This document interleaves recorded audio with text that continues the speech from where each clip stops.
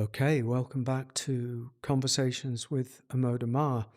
As those of you who are on the watching on video can see, we're trying something a little bit different today. For those of you on audio, I invite you to come and take a look at the video recording of this particular conversation, because we're trying to set up a little camera arrangement so that we can speak to each other live, and I can ask Amoda questions, and we can dialogue in the way that we have over the last, I think it's 45 or so episodes, developing episodes of the Conversations with Amoda Maa. So this is really quite an adventure, but we thought it would be fun, which I'm not so sure that it is, but it's certainly an adventure. It's taken me quite a few hours to set it up, and there's nobody else to set it up for us at this stage. So, enough of that. Greetings, Amoda. Greetings, Kavi. Okay. Let's explore one of the central themes, let's say, of your teaching, of the work that we do, the work that primarily comes from you, through you. And that is, let's call it, the courage to stay open.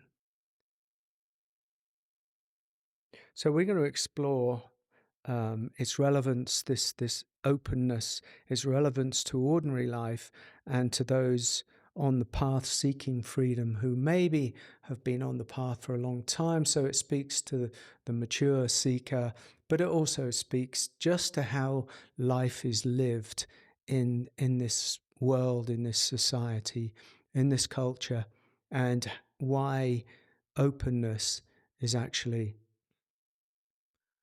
a fundamental theme to talk about, to invite people to. So if we're good about that, let me jump in and open this up quickly. Why? Why is openness so central to this teaching? That's actually a multi-layered question, or I should say a multi-layered answer.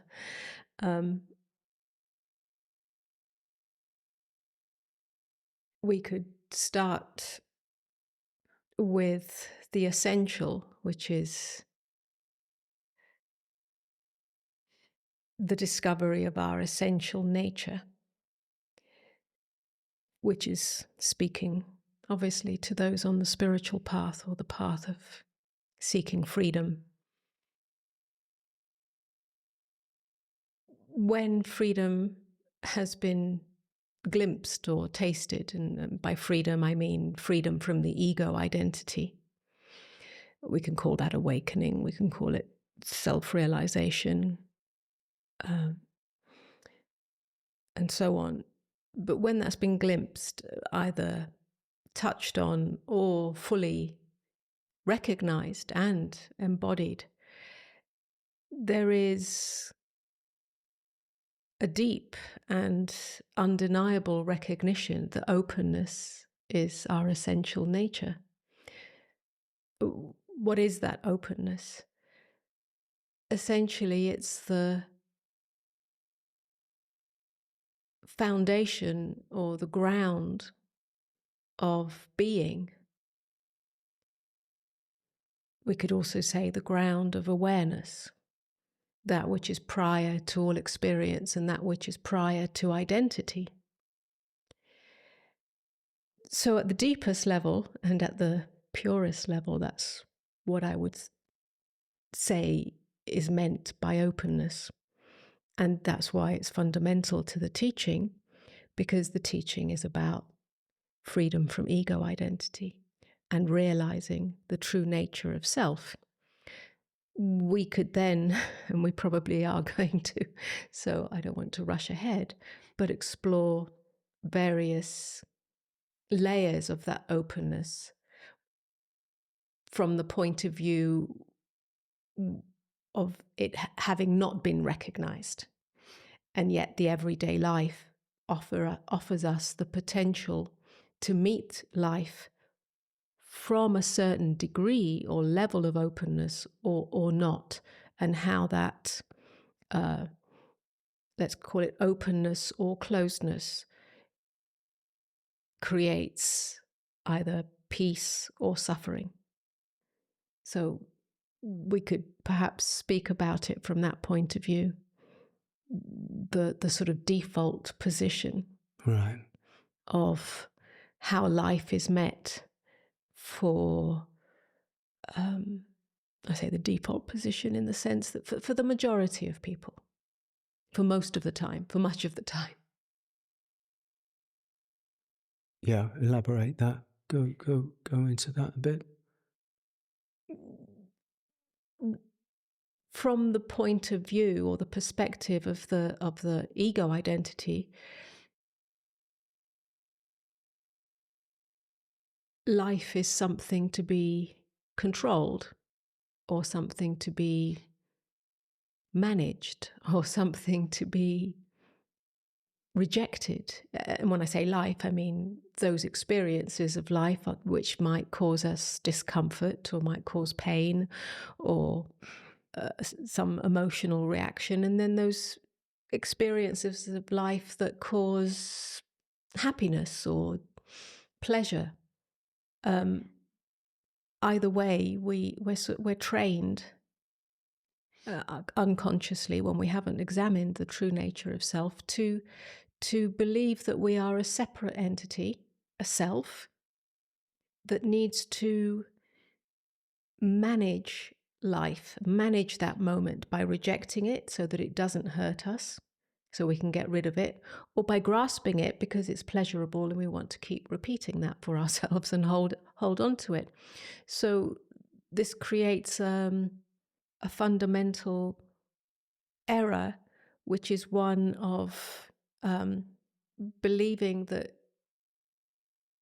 me and life are separate, and also believing that I can control life or manage life from that perspective. And that creates a contraction of the self, a contracted self, which has ramifications on a psychological level, on a nervous system level, on a physical level. Most people, many people, are operating from that.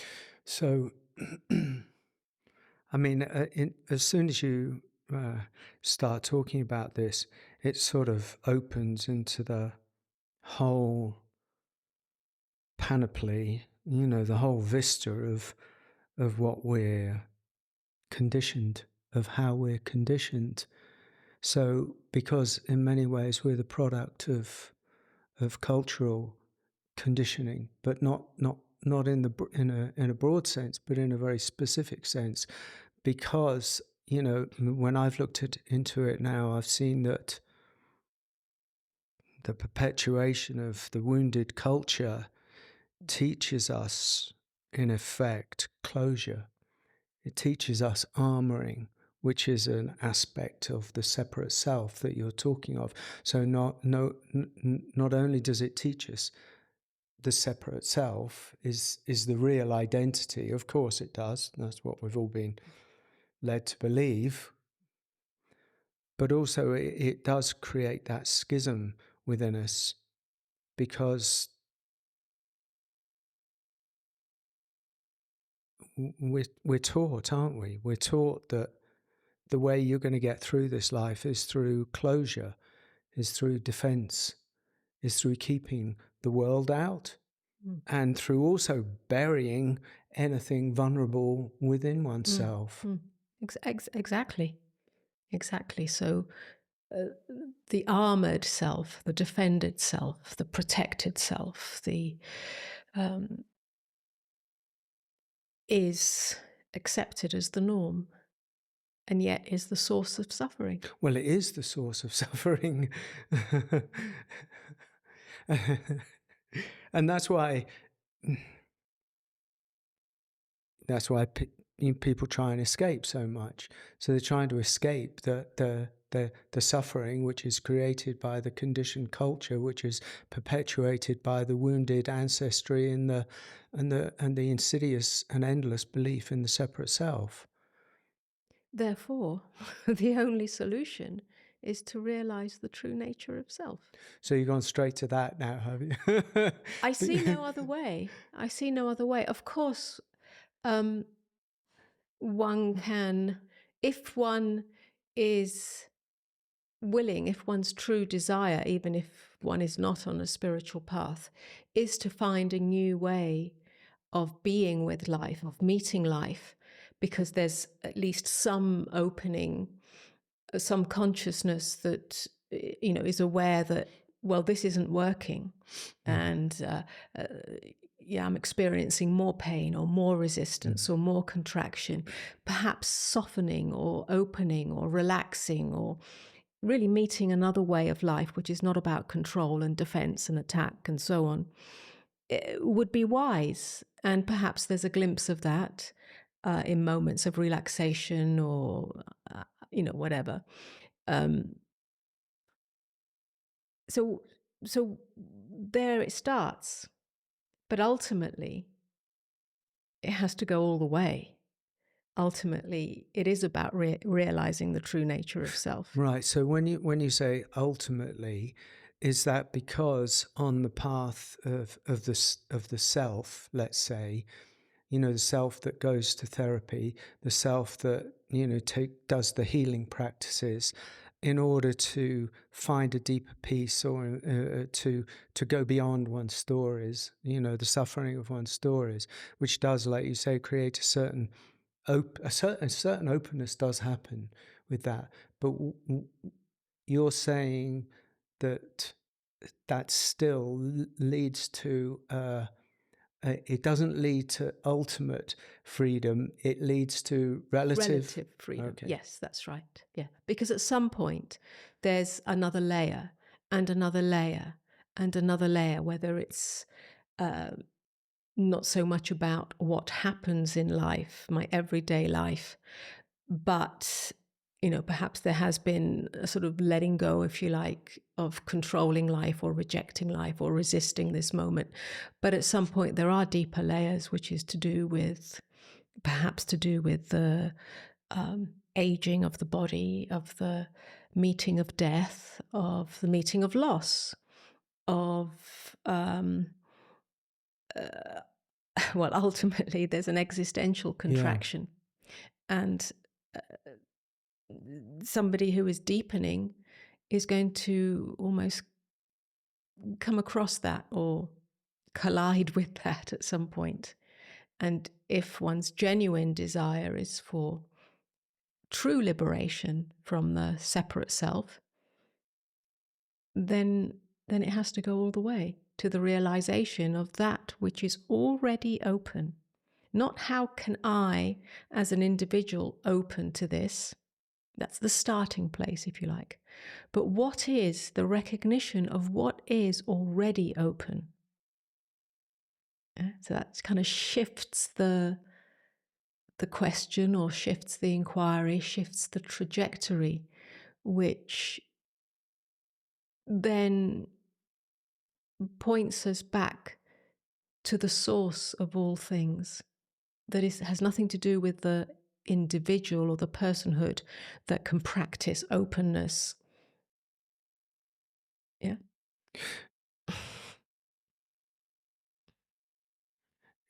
Does that, because what you're talking about is non-dual self-inquiry in many ways, to see what is prior to the self, what is below or beyond, which are not very good words, but I like what's prior to the self. So the self is here, but there's consciousness, awareness, Mm-hmm. what that openness, yeah, Mm-hmm. presumably. Is this progressive? Because we just talked about people, who aren't, don't want to go yet, or aren't ready, or haven't seen, or whatever the reason, are not going all the way, which takes quite a lot of something, so they're caught on still in the self that's trying to resolve the issues of the self, because that's what we've got. Is there a way of bypassing? I don't mean bypassing in a bad way. I mean cutting straight to the Rough direct path. tracking. Yes. um, the, the direct path, it, if you like, cuts straight to the point, but only if the genuine desire for that inquiry is awake in one, is, you know, a flame in one. If it's not, then it can't be forced and has no value. But, you know, it's almost like we're having two conversations here, which is, why is openness an essential theme of this teaching? Mm-hmm. This teaching is not therapy. This teaching is not addressing the personhood, although of course it includes that, because we're speaking with people. So it's not a spiritual bypassing of that.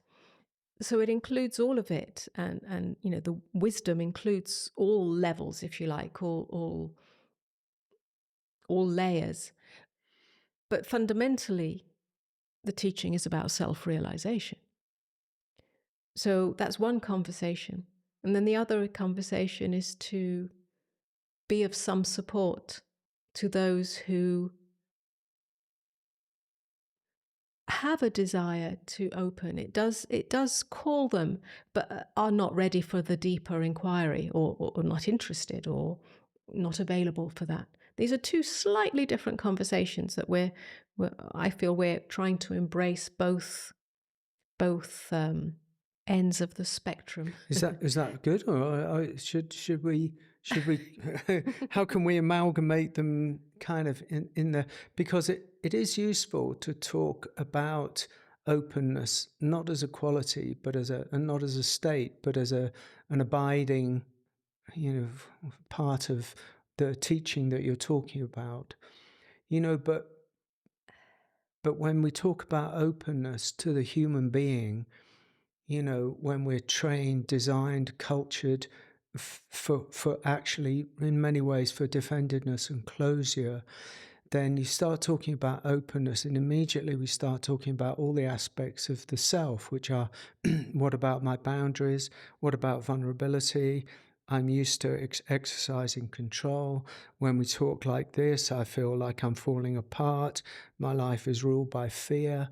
Because just below the surface of most people is trouble.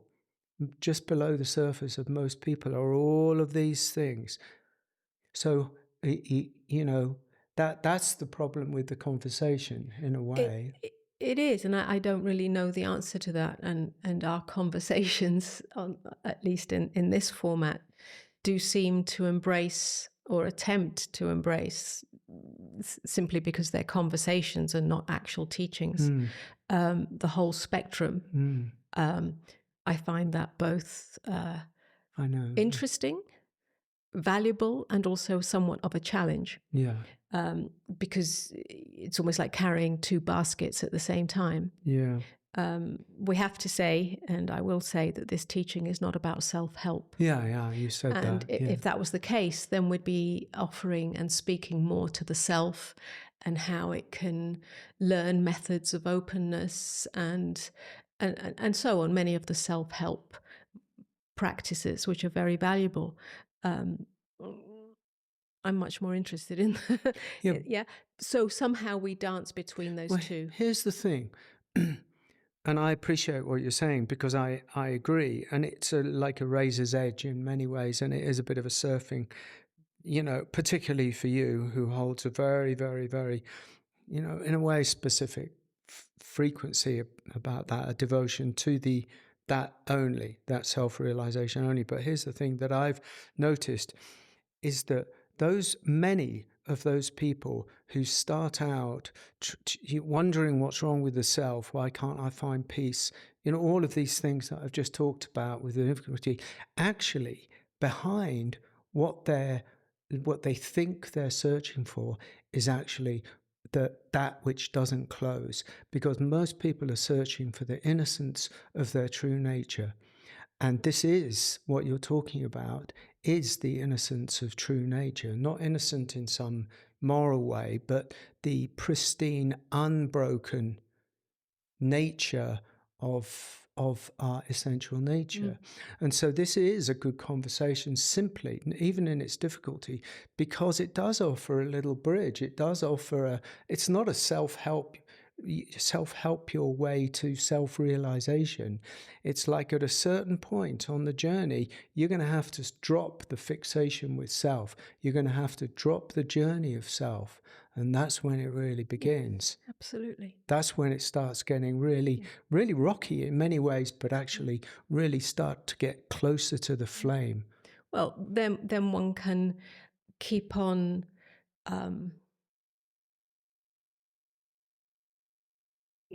referring back, if you like, to that which is unbroken in all circumstances. So when someone is having a problem or is contracting against an experience or situation or a feeling, an emotion, is to gently guide that individual to the realization of what remains when this experience passes, because all experiences pass, all emotions pass, whether it's turbulent or intense or frightening or so and so.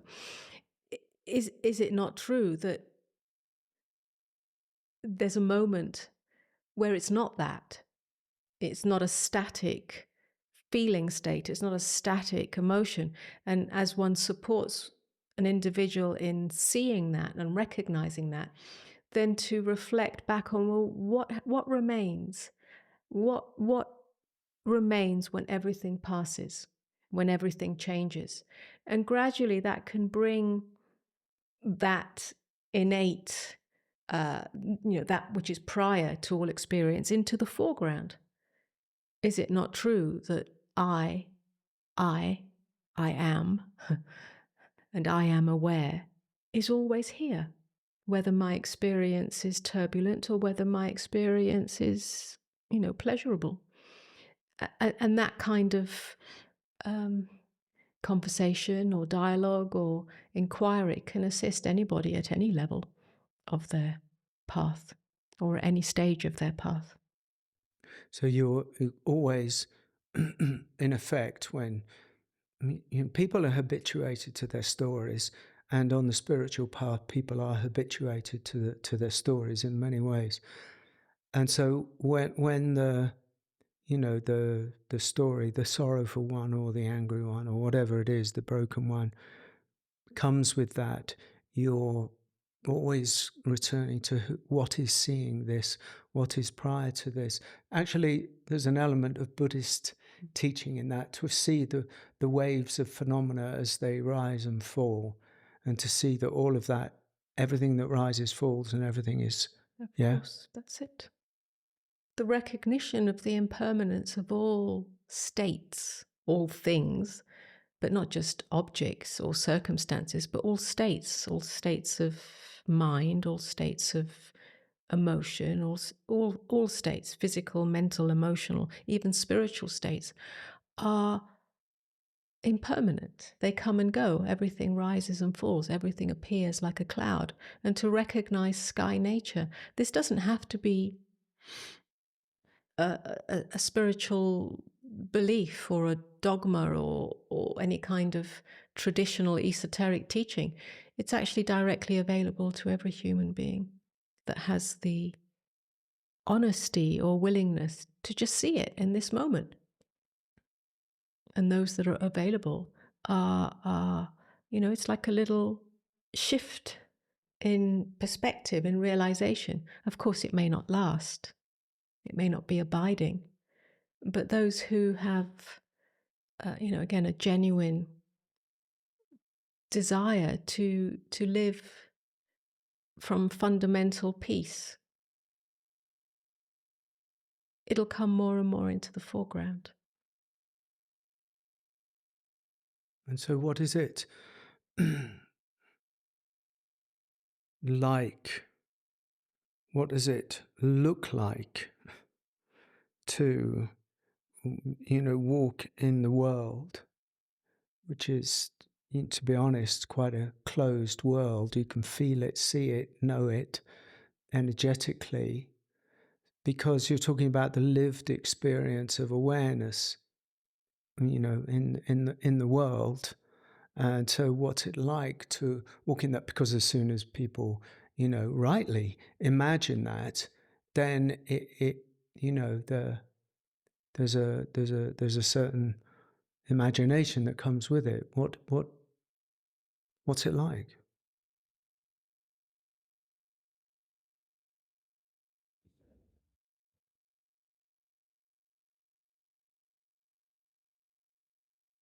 It's as if there's just no hard edges.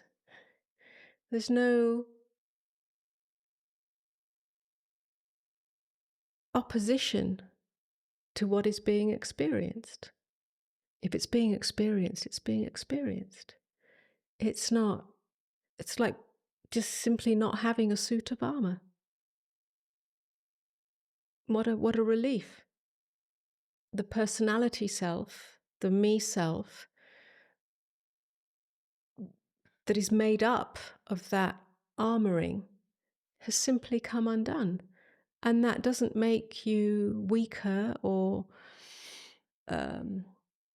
vulnerable in the sense of being a victim or passive. On the contrary, it's like the light of true self shines, and you simply operate as a human being in the everyday. There's no difference, but without the armoring. What a beautiful unburdening that is. Well, it does. It is a beautiful unburdening.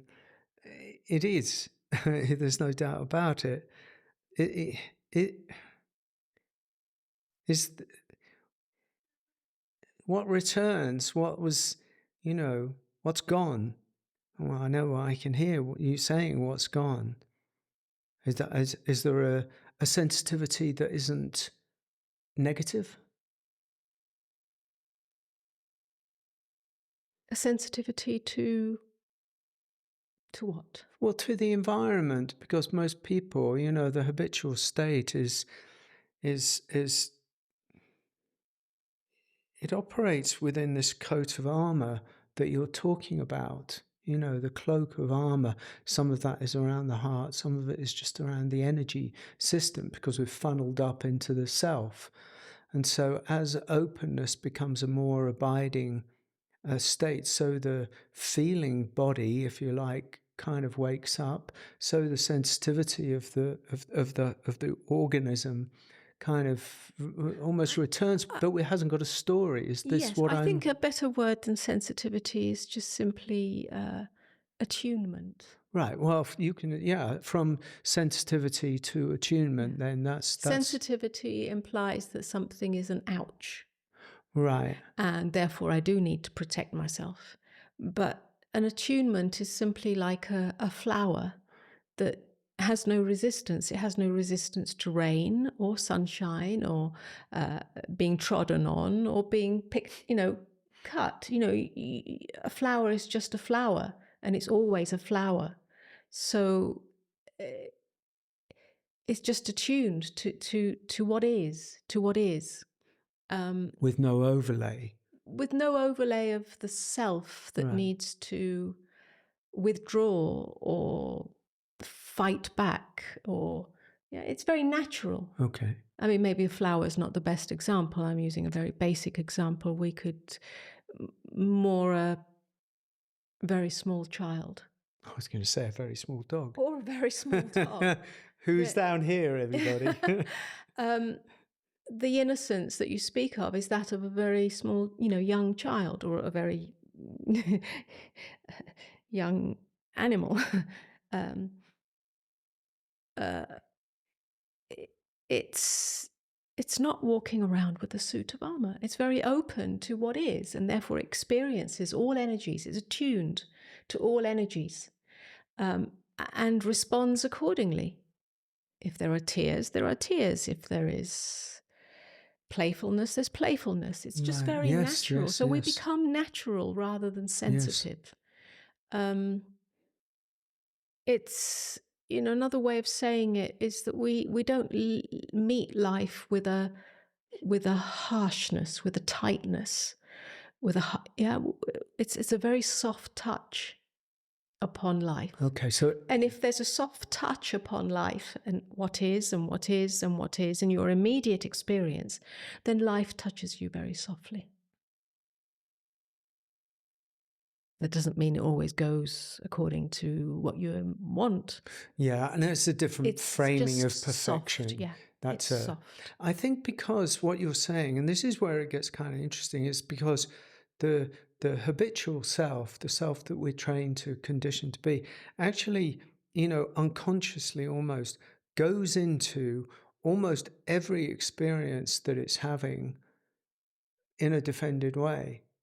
So it sets up its experience because it's going in alert to danger, alert to trouble. All of these kind of, the armor is already in place always, isn't it? Really, it takes quite a lot for the armor to for a moment of non-armoring to be seen. That's why people say have an epiphany, or see love, or experience a wild sunset or something, and have an experience of no armor. It's like, wow, what's that? It's an enlightenment moment. Well, is it, or is it just a moment of seeing from the That's eyes right. of innocence, in Yes, effect, yes, non-armoring? yes. The experience of beauty, whether it's beauty through art or beauty through nature or just stillness and the either Yeah, epiphany or uh, grace or love or deep presence that can take place, that's not inherent in the experience itself. It's not inherent in yeah, nature. yeah. It's not inherent in art. It's not inherent in anything that you're doing. It simply is the falling away of the self in that moment. Oh, yeah. Yeah. I just realised that the self actually searches for beauty. It looks for beauty, or it creates beauty in the world.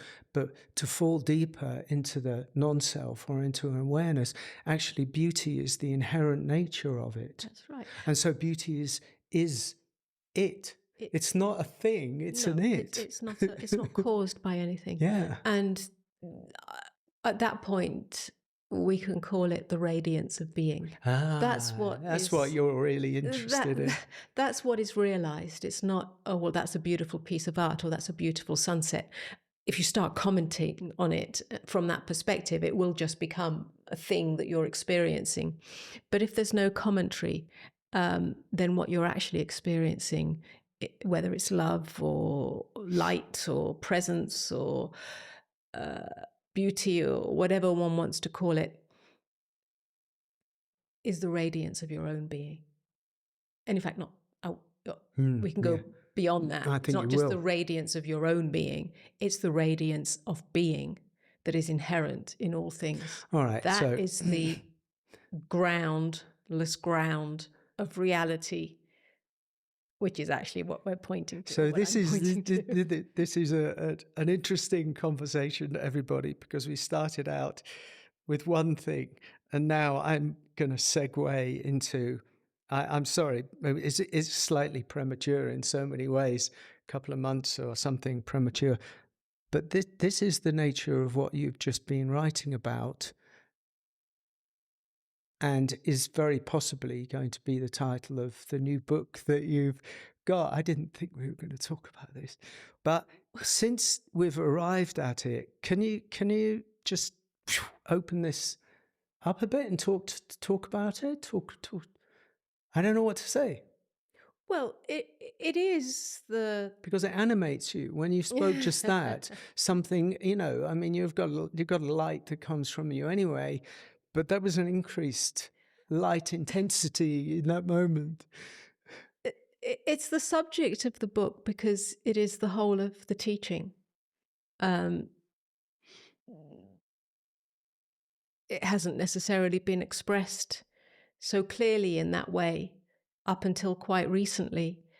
But that's what's revealed itself more and more, not just as an inner knowing, because that's always been so, but through the expression of it.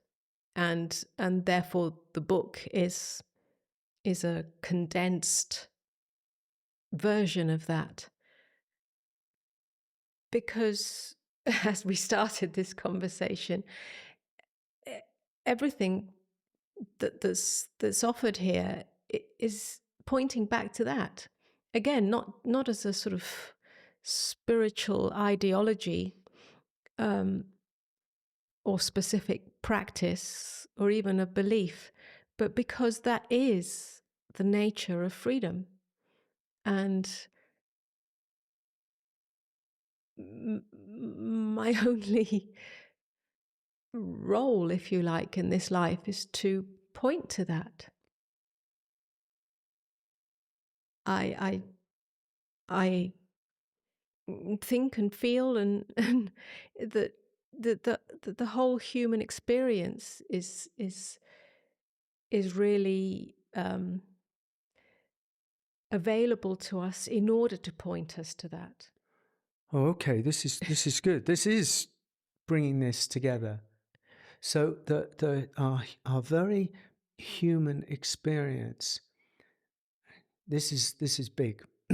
Is not just here to all of the millions of stories that we've got around it, from suffering to, self-actualizing, or any of these things.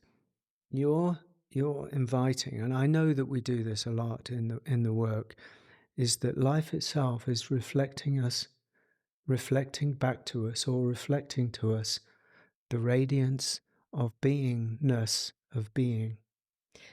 Yes, both. Every experience is a potential doorway to that radiance of being. And the whole purpose of life as a human incarnation at the deepest level is to realize that. It's not to create more comfort or more pleasure or more acquisition of any kind. That's all part of the human experience, and that's the Leela of life, and we can certainly enjoy that and not withdraw from that. But the ultimate, or the fundamental, or the existential purpose of life as a human incarnation is to realize that which we already are, which is the radiance of being. Why? Well, maybe I shouldn't ask that. Amoda, why? But, well, I don't know ultimately why, because this is one of the great mysteries. Why has existence come into existence? So that we realize that which is prior to existence. But on a more practical level, or grounded level, the realization of the radiance of being allows us to operate or function or to be and act and live in the world from that radiance of being. And that has very real ramifications, not only on the, let's say, vibrational field of our own lives, but the whole environment, surely. Because if that recognition of the radiance of being, openness, call it what you will, is the end of reactivity, the end of separation, the end of violence and division and so on, well, surely that has an impact on the world that we live in. Yes. So it's not just for our own sakes, it's for the totality. It is the end of the war that we wage, both with our experience with other people and with the world in general, rooted in separation, in the idea that we're a separate self who has to do all of these things and fight their way through life. And what I see and what you've actually taught me over the years is that this radiance of being, it restores us, if you like, to a wholeness, an integration, a harmony, a harmony that is almost unknowable to the divided mind. It defies that, because that that divided mind actually has to die in many ways in order for this to be known. But this is an integrated sort of harmonic way to live. Yes. It does have an effect. Absolutely. If we are harmonious within, then there'll be harmony without. But isn't this the Christ teachings? Yes. Essentially, yeah, which have been interpreted as, the 10 Commandments. But the 10 Commandments are top down and from an external authority and are behavioral, and that doesn't work because the self has to contort itself. One has to realize the true nature of self, just as Jesus did, which is at the heart of that is a non-dual realization. And then peace can take place, and then love can take place, and then non-separation can take place, and then right action can take place, and then non-harm can take place from the inside out. So surely this is the same. Yes. It is the path of love. Ultimately, it is the path of... It's the path of love and peace. Yeah. But it has to be realized from within, and not as I have to do this or do that, or not do this or not do that, because none of that works for the self. It will eventually rebel. Or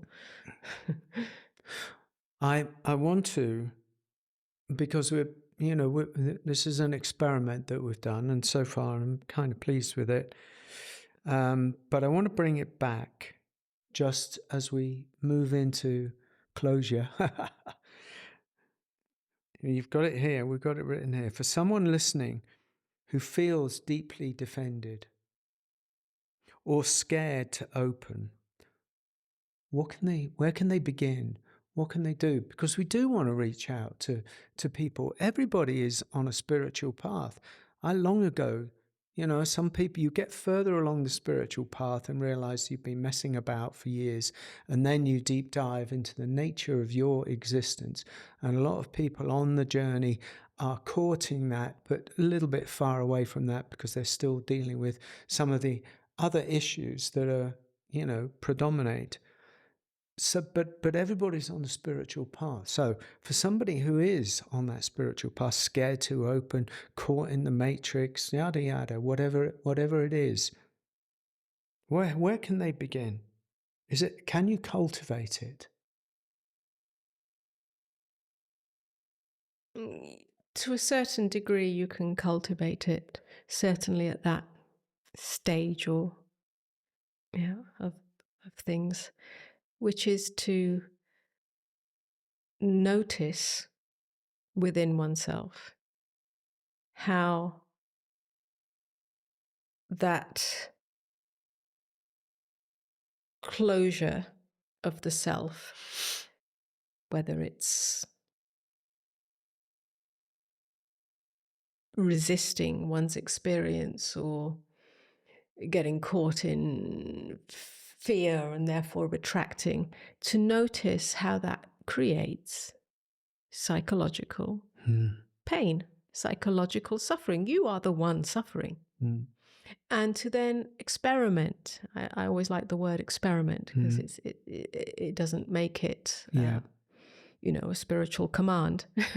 But to experiment with oneself. What if What if in this moment I just softened? Everyone knows what relaxation feels like. And it's not just physical relaxation, although it can start with that. What if I just exhaled in this moment to notice how I'm actually tightening, not just in my mind, but in my body, because the two are the same. The body is a reflection of mind.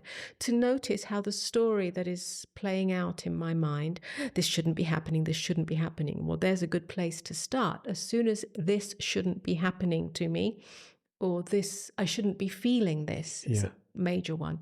If you notice that that's what you're saying to yourself, that's the narrative going on, well, first of all, notice it. Because noticing, observing, being honest with oneself is the first entry point. Oh, okay, so this is repeating itself. Well, hang on a minute, just stop. You're feeling this. So how can you say to yourself, I shouldn't be feeling this? This is insanity. You are feeling this. You're just trying not to feel it. What if you just allowed yourself to feel it? So we just talk about feeling right now, not circumstances. Well, usually feeling is triggered by circumstances. But what if I just allowed myself for a moment or a few moments or a few seconds to exhale and allow whatever is already here as a feeling to be felt without any resistance? And just find out what happens to you. What actually happens? Nothing. It may be uncomfortable, but it's only the thought that I shouldn't be feeling this, or it's too dangerous, or it's overbearing, or it's, whatever it might be, unbearable, that creates resistance. What if I just took an exhale and let this feeling wash through me? Experiment. That's the entry point. Right. And of course, the self may fight that and say no, and so on and so on. Well, at that point, we each take responsibility for our experience. That's where I was going to come to, is like, the invitation always to people that we work with, and I work with one-to-one, is to actually really decide for yourself, because nobody's ever going to do it for us.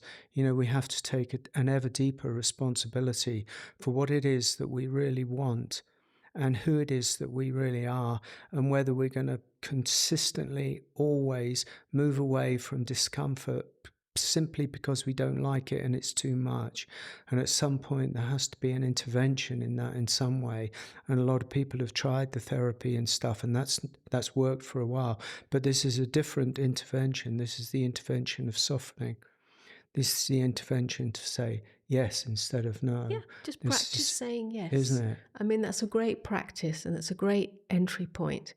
And I seem to remember that was part of my journey, was just saying yes to everything. Yes, I do feel this. Yes, but don't remain in the, well, I'm scared and that's who I am. Yes. Or I'm anxious and that's who I am. Don't remain in that. Just say yes to the feeling, to the texture of the feeling. And then inevitably there'll be another texture and another texture. It's constantly changing. It doesn't remain the same. No, it's only the thought that wraps around it that stays the same. If you stay there, if you get stuck in that. But you can actually just feel it and let it pass through. Or let it, just find out. Find out. Yeah, that's right. Curiosity. Have curiosity, because feelings don't kill you. Your thoughts might eventually kill you because they create so much tension. But feelings don't kill you. No, they don't kill you. They just don't kill you. We have more capacity with our feeling body, with that which arises. I mean, you know me, I used to move away from anything I think that I felt. And now it doesn't matter. It's all part of the glorious whole. And that's an invitation to presence. And to me, the invitation to presence is the invitation to openness. Because in presence, you're just here. Things arise. Whatever arises, love it. When it passes, love it. To I be mean, rooted in that. all of that, saying yes to what is, loving what arises, they're all valuable pointers, reminders, mantras, practices. Well, they are, yeah, because I think just taking it back to the deeper radiance that you were talking of, because that was almost on the level of self. But actually, if you sit in it, if you relax in it, and you do that as a practiceless practice, by and by something's going to happen. And a doorway is going to open in your life that's going to take you into a more vertical place. And the vertical place that it's going to take you in may have fear, you may this, may that, who knows what it's going to be. You're going to be called into the unknown. And the radiance of being is found in the unknown, not on the... Yes. And as you speak, I'm reminded of an important aspect of this, which is if you see yourself as a victim of your experience, because I feel something uncomfortable or painful or difficult, or things aren't going my way and I can't control life and I can't, whatever it might be. If you are identified with being a victim, and again, one needs to be very honest with oneself, because normally a victim is somebody who's, been abused or, been in a dramatic or traumatic situation. But no, I'm speaking about the victim of your feelings, the victim of life. I don't like what's happening. I don't want what's happening. And therefore I'm going to contract. That's a victim. You can choose through practice, through the gradual path, through the piercing insight, to actually stop being a victim. Because there is no victim here. And life will meet you in that non-victimness. It doesn't mean that everything necessarily becomes perfect and easy overnight. But over time, even life's challenges become a beautiful invitation that inform us of a certain inner growth and new directions. So in that sense, everything does become perfect. Yeah. I'm reminded as we kind of draw to a close that, as that, we very easily identify ourselves as something, as this or that or this or that, and give it a quality, and the quality of the victim is quite insidious and quite hidden for so many people, because what you're talking about is deeper than just the superficial victim. But my invitation is not to paint yourself into any corner. No corner, no definition. Give all that up, because that's not who we are anyway. You're not this type of person, you're not that type of person. Give up all notion of what type of person you are and start living more directly.